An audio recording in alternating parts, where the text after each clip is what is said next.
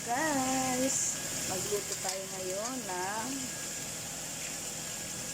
pinulaang karne. Ayan po. Igisa po tayo ng luya, sibuyas, bawang. Kasi meron siyang kaluskas sa Pangasinan, sa Tagalog.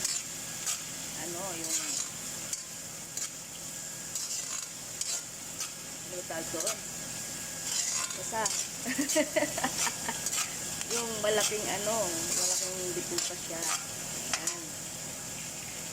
Hanggang sa mag-transparent yung likado yan. Ayan, nilagay ko na yung karne at iprito, parang igigisa ko siya na parang maprito-prito siya. Ayan.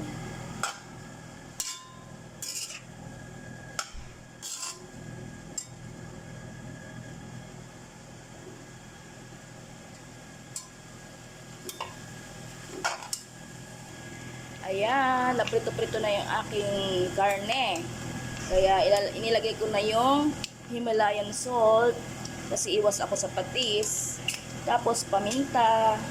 Saka isusunod ko na yung Nor sinigang para hindi po mabuo-buo yung pula. Alam niyo na kung ano yung pula. Malapit na maluto yung aking pinulaang karne. Hiling kasi nung aking bisita na magluto ako ng pinulaang karne. Ayan.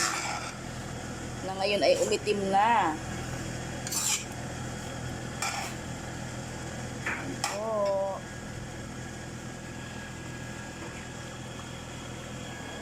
Thanks for watching. Please like, comment, and share, and subscribe.